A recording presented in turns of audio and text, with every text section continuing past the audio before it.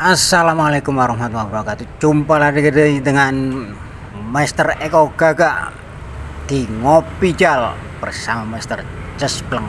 Kali ini rakyat tak kunjung sejahtera, tugu pahlawan tak menginspirasi, robohkan saja. Itulah unek-unek Eko Gaga di video kali ini. Silakan diikuti kritik dan saran, langsung saja layangkan ke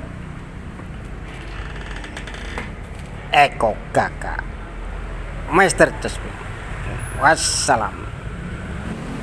Assalamualaikum. Waalaikumsalam. Ya, selamat ketemu lagi Mas Eko di Ngopi Jal, ngobrol pinggir jalan. Ya ini. Kali ini saya ingin mengingatkan Mas Eko terkait dengan Surabaya 45. Tentu saja kalau Surabaya 45 itu ada sosok Bung Tomo di Surabaya. Ya, Karena betul. bukan 45 ya, 49 ya tepatnya ya. Nah, ada sosok Bung Tomo. Kira-kira pelajaran apa yang Mas Eko jiwai dari sepak terjang Bung Tomo? Tolong dijelaskan juga nama asli Bung Tomo ini, nama panjang Bung Tomo ini. Ya, Silakan. makasih ya. Jadi selamat dini hari ini karena sudah pukul 24 ya atau 00 lebih. Ya ini kita gerilya ini untuk mencerahkan mencerahkan masyarakat ya. Agar paham gitu ya. Jadi mengingat Bung Tomo ya, kita tahu lah nama aslinya juga Sutomo ya, asli atau orang Surabaya ya, tidak asing lagi dan sangat familiar ya perjuangannya ya di zaman imperialis kolonialis seperti itu. Jadi sangat besar ya, pengorbanannya ya. Dan itu pun juga mengorbankan banyak atau ratusan mungkin ribuan jiwa ya. Tujuannya kan sudah jelas untuk kemerdekaan, sekali lagi kemerdekaan, dan kita di sini bersama Mr. Cespleng berada di sekitar tugu pahlawan ya. Dan tugu pahlawan ini monumen ya, untuk mengenang ya kembali sejarah pertempuran arek-arek Surabaya. Tepatnya 10 November 1945. Kalau 1949 bukan perang Bung Tomo itu. Jadi seperti itu.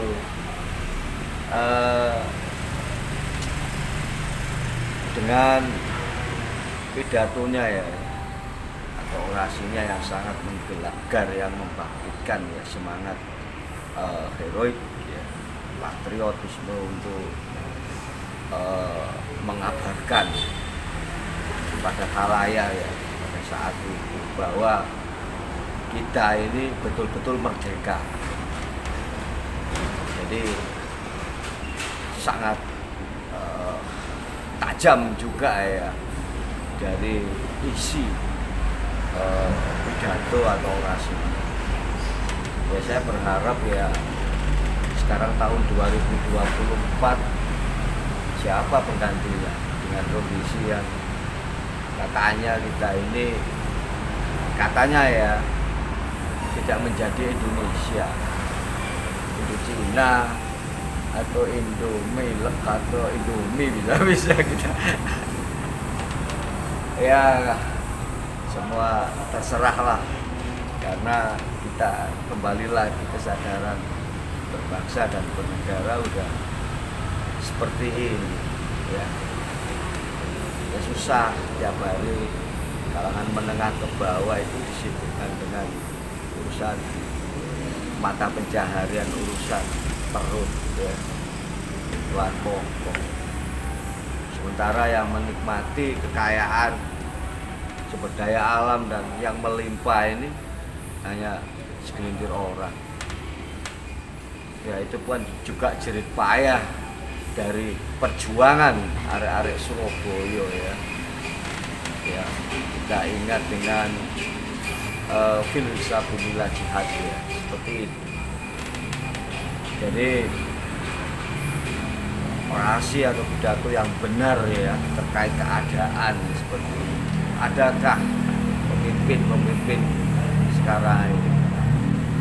Saya tanya kembali, sekarang saya tanya Mr. Zuckerberg, adakah pemimpin atau sekarang ini yang memiliki karakter ya tidak hanya nasionalis tapi agamis dan segala macamnya?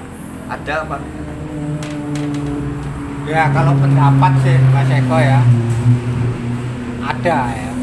Oh mana? Tapi konteksnya tentu saja berbeda dengan pembebasan dari imperialisme ketika masa-masa Bung Tomo, masa-masa Kiai Haji Hasyim Asyari dengan masa-masa kita. Kita saat ini sedang berjuang dari seluruh lapisan, terutama yang berpredikat buruh, baik buruh secara institusional maupun buruh lepas, mereka para penjual gorengan dan sejenisnya.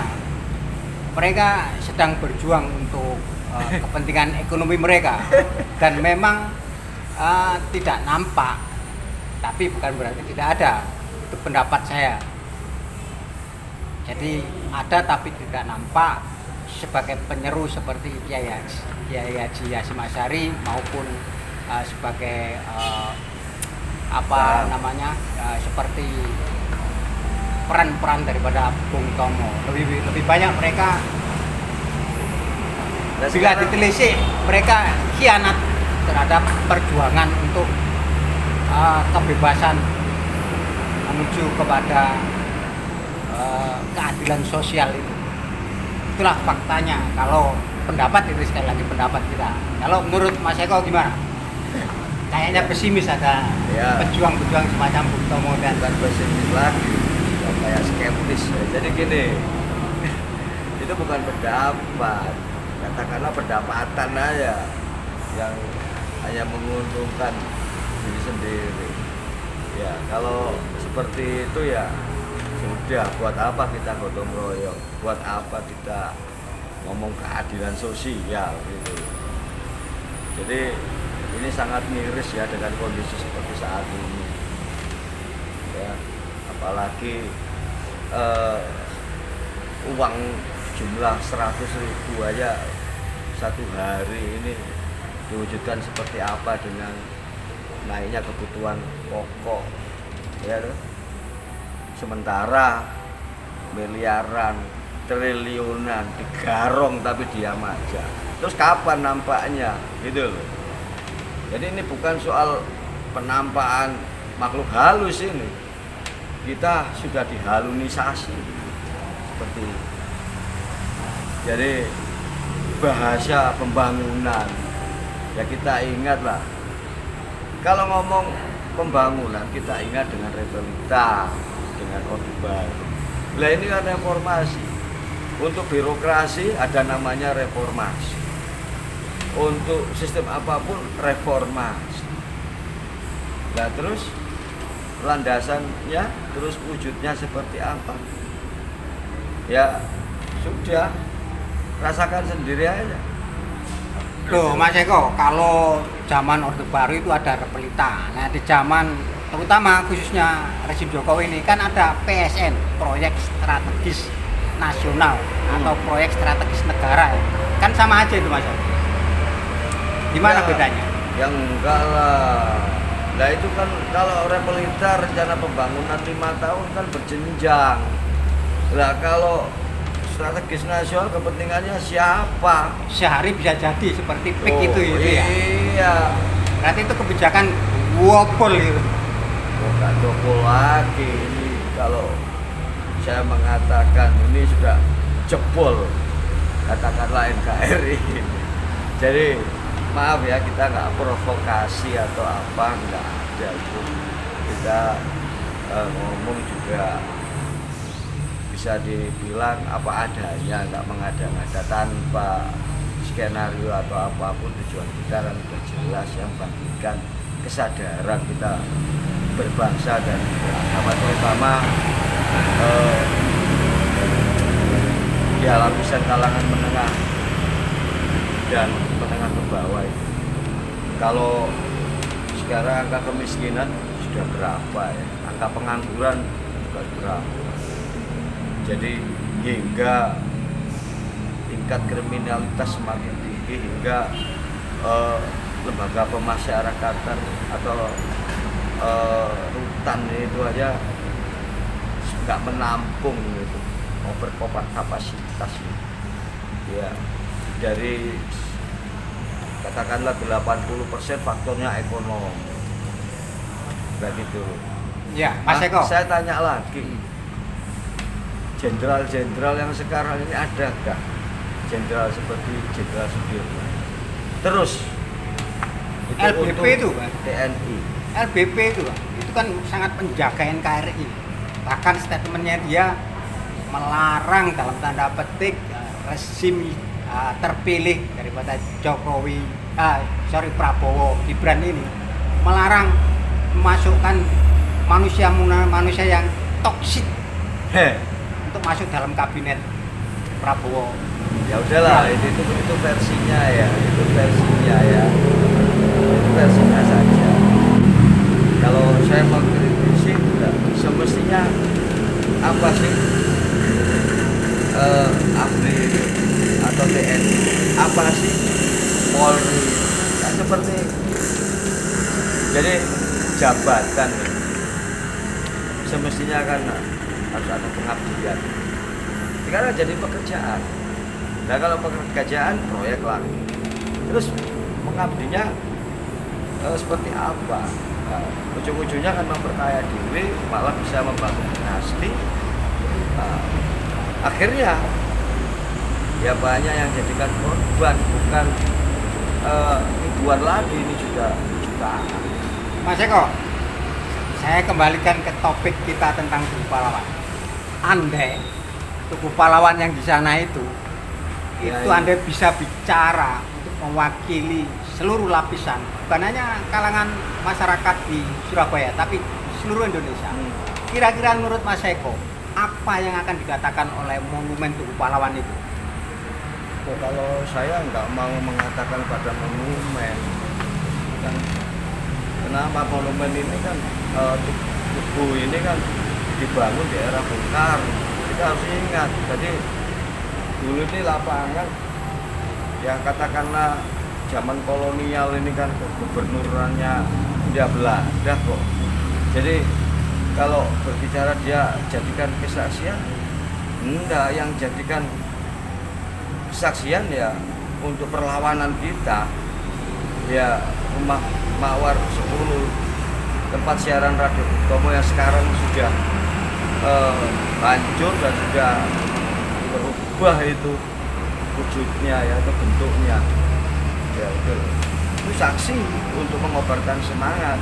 Lah kalau untuk patriot saksian seperti apa ya masih ada lah, seperti kayak di Gunung Sari itu ada, di Pinagolep saya ingat pernah diajak itu ada, itu tempat pemakaman itu.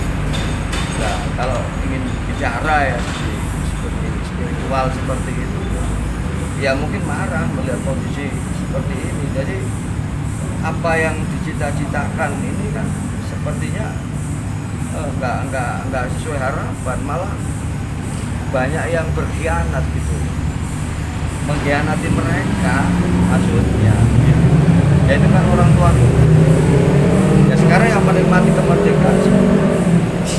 Nah sekarang ini beraneka ragam ya untuk peroleh kekayaan atau materi atau seperti itu. Jadi nggak ada pidato yang benar-benar gitu atau orasi yang benar itu. Aduh, udah banyak yang tolol ujung-ujungnya untuk kepentingan sendiri. Nggak ada untuk membangkitkan kesadaran seperti apa, nggak ada. Jadi kayak berulang kali ya melihat aksi-aksi unjuk rasa seperti itu. Banyak kekecewaannya saya. Dan kenapa kok seperti itu ya, tingkat kepercayaan masyarakat itu hampir nggak ada. Dan masyarakat ini paham, mereka cari uang dengan caranya sendiri, mengatasnamakan masyarakat. Berulang kali saya mengatakan ini. Tapi kok dibiarkan seperti ini dan malah dikawal sama kepolisian. Semestinya kalau untuk unjuk rasa bayaran ya, siapkan aja anjing Doberman yang K9 itu. Jadi biar orang teriak-teriak, udah biar yang menghadapi itu anjing-anjing itu ya kan ngeri. Kadang-kadang dia gonggong anjing-anjing ya, ujung-ujung audiensi, mediasi, nanti transfer rekening bank segala macam, nggak jadi berbicara keadilan ya seperti ini. Selalu seperti itu kok. Atau dalam hal ini mungkin kalau zaman dulu itu mereka yang bersuara lantang seperti Bung Tomo itu memiliki kesaktian dalam tanda petik. Sementara rakyat yang mendengarkan tuh memiliki hati nurani sehingga nyambung dan menjadi suatu gerakan melawan imperialisme yang datang kembali di Republik ini. Nah sementara di zaman ini mungkin yang ngomong itu, yang orasi itu sudah kebanyakan makan barang-barang yang tidak benar sehingga suaranya mengambang, tidak sampai pada hati. Sementara hatinya sendiri, publik, bahkan mungkin di NKRI ini, hatinya juga sudah jenuh dengan orasi-orasi palsu semacam itu. Jadi orang dulu ya jangan jauh lah dengan sekarang ya masanya. Semestinya kan sekarang kan lebih bagus ya, lebih mantap ya untuk keutuhan NKRI nya seperti itu. Lah ini kan enggak. Lah kenapa kok jadi seperti ini ya? Sistem bergulir enggak lebih baik apa lebih bobrok seperti ini. Jadi ya kalau saya mengkajinya, orang-orang dulu itu, maaf ini bahasa Jawa ya, temen, sungguh-sungguh. Kalau sekarang kan tuman itu artinya itu kayak nggak jelas gitu aja lah, nggak beres gitu. Jadi itu yang terjadi ya, ini 20 tahun reformasi ya seperti ini. Seperti kita ini tidak memiliki bangsa dan negara, tidak memiliki tanah dan air, tidak menikmati ya jerih payah perjuangan orang tua. Itu terus ada pertanyaan, lah sumbangsinya terhadap negara. Lah sekarang selama ini bagaimana para pemangku kebijakan atau pejabat-pejabat atau pemimpin negara? Ayo saya tanya. Semua memperkaya diri, ya itu. Nah, kalau ada memang satu atau dua orang yang tidak, mengapa nggak didukung? Nah, gitu. Jadi gini, saya nggak mau menjawab secara signifikan ya terkait pidato orasi ya, Bung Tomo yang benar-benar ya sangat fenomenal ya, dan sampai sekarang pun itu. Aduh, kalau kita mendengarkan ini sungguh apa ya, tajam terus gitu aja bahasa saya. Jadi ya karena saat itu ya perlawanan bukan untuk dirinya, untuk kelompoknya, tapi untuk skala lapisan luas lah, seluruh rakyat seperti itu. Sekarang kan tidak gitu. Bayangkan ya, sekarang ini, dulu itu pendidikannya orang itu apa sih dibandingkan dengan sekarang, gitu loh. Iya tuh. Jadi gini, kalau berbicara itu, ya kapan kita seger waras ya gitu. Itu kan bagian refleksi bagaimana agar kita ini meresolusi. Kalau memang nggak bisa ya kita revolusi. Ini ya di negara-negara maju pun kayak Prancis dan Amerika juga pernah mengalami hal seperti revolusi gitu. Kita kan belum pernah. Kita udah 70 tahun lebih merdeka. Tapi kemerdekaan siapa? Lah ini kan udah kacau balau. Jadi orang bukan berjuang untuk dirinya sendiri, untuk bangsa dan negaranya ini udah parah ini. Jadi nggak ada pikirannya orang untuk mikir yang lebih besar itu. Yang penting dirinya sukses gitu aja lah, atau makmur seperti itu tanpa memikirkan saudara kita yang lainnya. Ini terjadi satu RT aja, coba kita cross check. Ayo, berapa yang mampu, yang miskin, dan yang kaya. Nah, terus berbicara gotong royong seperti apa? Dari ruang lingkup terkecil aja, RT aja sudah sering terjadi cekcok, perdebatan, pertengkaran. Pasti yang dihormati ya orang yang mampu atau orang yang kaya. Jadi orang miskin tetap aja menjadi korban gitu.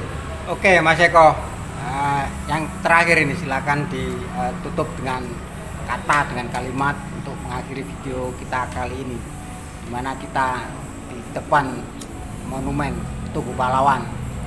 Kita kilas balik terhadap ruh perjuangan para pejuang dan proklamasi. Ya karena kita ini ada nampak ya Tugu Pahlawan yang sebenarnya kan simpel ya. Kenapa dibangun atau didirikan monumen Tugu Pahlawan? Agar kita mengingat sejarah, atau istilahnya itu jasmena gitu. Jangan sekali meninggalkan sejarah. Semestinya kan seperti itu. Tujuannya untuk memperkokoh Republik ini, bukan NKRI harga mati. Nah itu kan semua politik aja, kalau politik bolos itu saya katakan itu. Jadi kalau memang kita nggak ingat sejarah atau katakanlah menghapus sejarah, sudah robohkan saja monumen ini. Buat apa? Gitu loh. Buat apa? Bikin apartemen atau apa yang ada nilai ya untuk komersil lah seperti itu. Jadi berbicara kita ini kan nggak jelas karena banyak beban ya. Mrs. Terbang aja juga banyak beban ya. Ya maklum kita nggak ada yang bayar. Kita ngomong seperti ini aja ya semua udah sendiri ya. Semestinya kan bukan saya sama Mrs. Terbang, bayangkan ya kalau Mrs. Terbang dapat gaji UMK gitu. Mungkin tiap hari. Bayangkan kurang apa Mrs. Terbang ini. Gitu. Ya ini karena banyak teman-teman yang nggak waras saja yang mengatakan dapat apa, ya semua orientasinya ke uang terus. Ya selama kita hidup ya mencari uang. Kalau kita nggak mencari uang ya sudah, kita dipukul gitu. Jadi gini. Jadi 20 tahun ini lebih ini reformasi dengan sekian aksi demonstrasi yang terselenggara, orientasinya ke materialistik. Katakan seperti itu, dan perjuangannya hanya sebatas kelompok atau golongan. Nah, terus sistem berbangsa bernegara juga berantakan. Jadi nilai-nilai luhur atau cita-cita founding father, bapak pendiri bangsa juga nggak terwujud, malah dikhianati, dan para pemimpin banyak yang menjilat. Ya, bayangkan ya, pemimpin aja menjilat, berkhianat. apalagi rakyat melarat yang dengan kondisinya nggak kuat atau nggak betah melarat seperti itu. Jadi ini yang terjadi. Jadi dari sekian demonstrasi atau apapun itu, apalagi menyebutkan ada bayaran dan segala macam, berarti nggak waras semua ini. Ujung-ujungnya ya untuk kepentingan perut kalian sendiri dan alat kelamin sampean sendiri. Sudah pasti itu. Jadi tolong hentikan, ya. Ini saya menghimbau, kalau ini terus dilanjutkan atau bagaimana, jangan salahkan. Kalau ada rekan atau saudara-saudara kita yang tidak hanya mengkritisi, bila perlu melakukan anarkis, karena sudah muak dengan situasi dan kondisi seperti sekarang ini dan selalu di atas namakan, ya. Jadi LSM, Ormas, itu kan semua ada nama masyarakat di situ, ya. Itu bukan milik kamu, kalau kamu sampai paham. Bukan lembaga swadaya masyarakat, semestinya milik masyarakat. Ormas, organisme milik masyarakat, pertanyaannya masyarakat yang mana gitu loh. Yang jelas masyarakat yang butuh pertolongan gitu loh. Lah kalau butuh pertolongan terkait kehidupannya, ya masyarakat yang tidak mampu atau masyarakat yang miskin yang ditolong gitu loh. Maka di dalam konstitusi sudah jelaskan. Tapi kadang-kadang saya juga jadi fakir miskin, anak terlantar dan segala macamnya itu dipelihara oleh negara. Lah ini. Semoga nggak menafsirkan yang macam-macam ya. Tapi kalau bisa tidak dipelihara itu, saya menginginkan itu mengentaskan, ya, dikeluarkan dari kemiskinan tersebut untuk menjadi masyarakat yang adil dan makmur serta sejahtera seperti itu. Oke, jadi selama ini Mas yang Eko, menikmati ini golongan tertentu saja, uang yang selalu berbicara. Oke Mas Eko, terima kasih atas refleksinya kita malam hari ini di depan Monumen Tugu Pahlawan Surabaya. Assalamualaikum warahmatullahi wabarakatuh. Seger waras. Seger waras. Wahai penguasa, ingatlah tujuan nenek moyang berjuang memerdekakan negeri ini.